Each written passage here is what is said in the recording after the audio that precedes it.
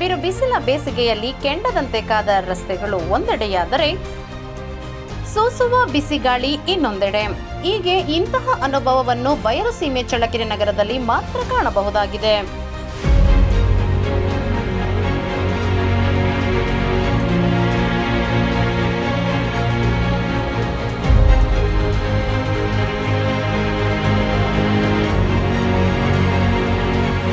ಇಂತಹ ಬಿರುಬಿಸಿಲಿನ ಹೊಡೆತ ತಪ್ಪಿಸಿಕೊಳ್ಳಲು ಕಾಲೇಜಿನ ಯುವತಿಯರು ತಲೆ ಮೇಲೆ ಬಟ್ಟೆಯ ವೇಲು ಒದಿಸಿಕೊಳ್ಳುವ ಮೂಲಕ ನೆರಳಿನ ಆಶ್ರಯ ಪಡೆದಿದ್ದಾರೆ.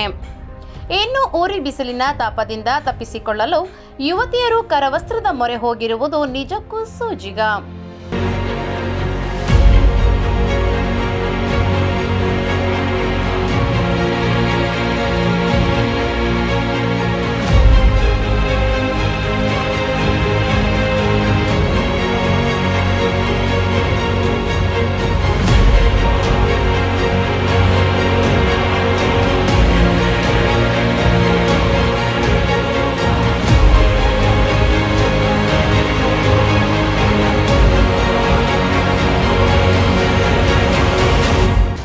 ಗ್ರಾಮೀಣ ಪ್ರದೇಶದಿಂದ ನಗರದ ಕಾಲೇಜುಗಳಿಗೆ ಬರುವ ವಿದ್ಯಾರ್ಥಿಗಳು ನೆಹರು ವೃತ್ತದಿಂದ ಕಾಲೇಜಿಗೆ ಹೋಗುವ ಮಾರ್ಗದ ಉದ್ದಕ್ಕೂ ಯಾವುದೇ ನೆರಳಿನ ಆಶ್ರಯ ಇಲ್ಲದೆ ಇರುವುದರಿಂದ ಬಿಸಿಲಿನಲ್ಲಿ ನಡೆದುಕೊಂಡು ಹೋಗಬೇಕಿದೆ.